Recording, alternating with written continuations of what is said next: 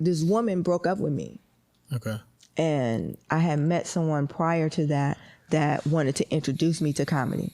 So during the time that this woman broke up with me, I had really took it serious. So it was like 6 months, I would say. I really took it serious, and he started doing house parties geared around me doing comedy, you know, and every Thursday it'd be a house party full of people, and then I'll do a set, and then he'll tell me, change this maybe, or write about this, and I'll come back.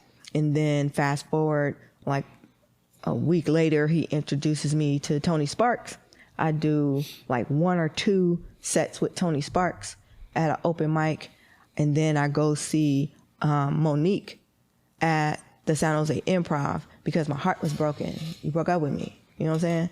So I'm going to go see Monique because when am I going to get a chance to see an Academy Award winning actress and a Black Academy Award winning actress in my own driving distance city? Got there, I was sharp. Okay, don't play with me.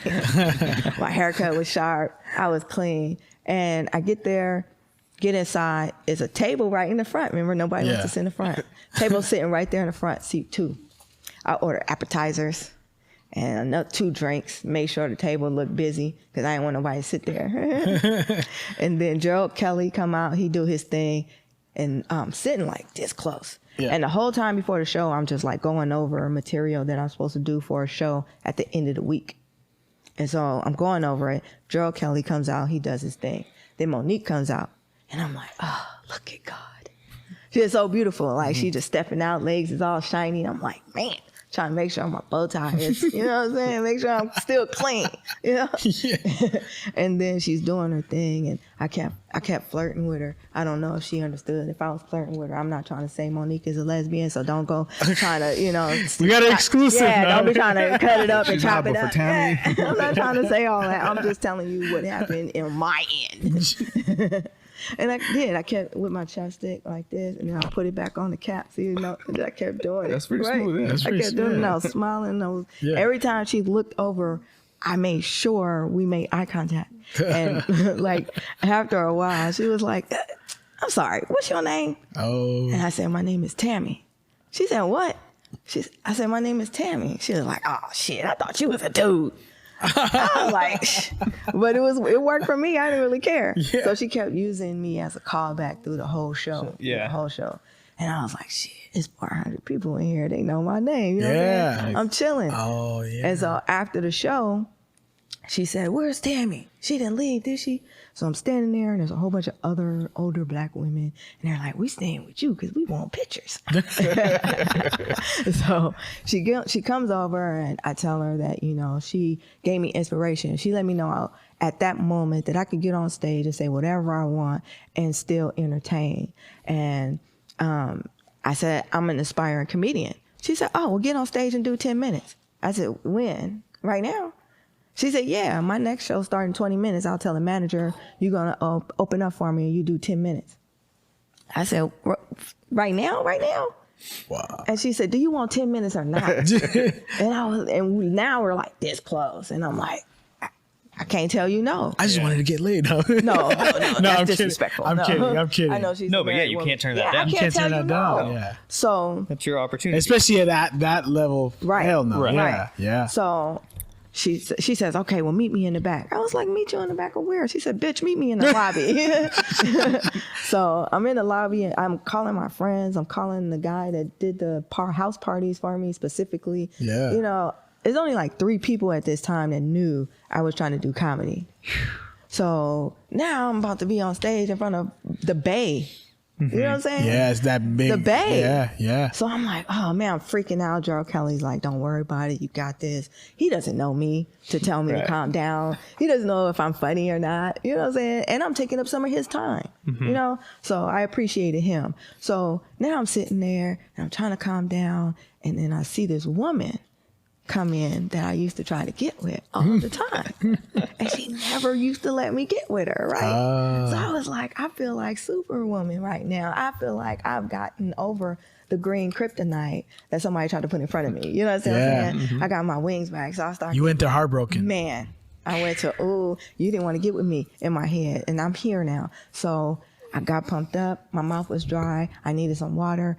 As soon as I stepped on that stage, it was like I was supposed to be there. Dang. And I did over 10 minutes because I could see a red light. Yeah.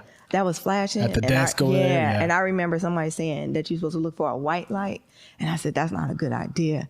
I saw Monique and Paul Mooney standing up there watching me.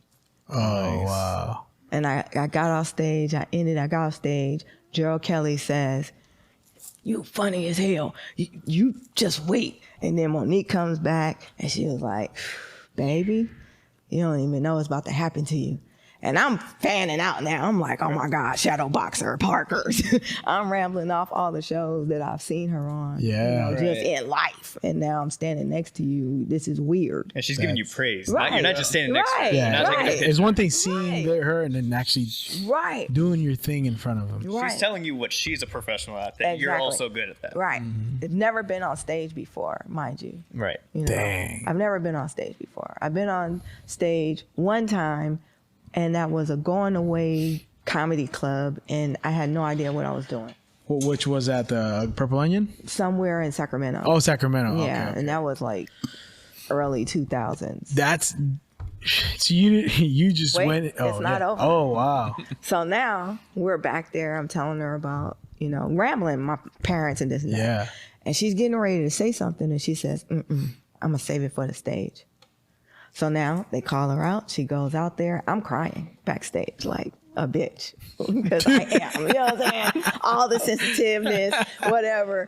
I'm back there like, this is not supposed to happen right now. So I'm listening to her, and Gerald Kelly is like, go out there, go out there. I'm like, what do you mean go out there? She's calling me back on stage. She calls me back on stage. I go out there. She says, take a bow, bitch. I took a bow. You know what I'm saying? I mean, it's sisterly love. Yeah. So I took my bow, and then I gave a salute. I got ready to walk off stage, and she nah, get your ass back over here. Pulls up the stool, and now we're going back and forth. Oh, And she's doing nice. she's telling the audience some of the things that I told her backstage about my upbringing.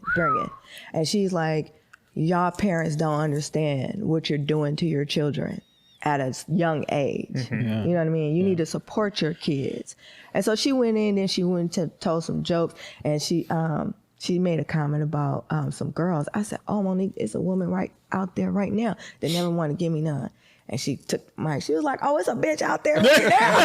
Nice. I bet you want to now. And then now she went into her set that she had did closing out when we had shared exchange. And now her and I are going back and forth on stage in front of all these people, So she said, out of 30 years of comedy, I've never seen a lesbian comedian get on stage and say the things that this woman have said. I'm taking her on tour with me.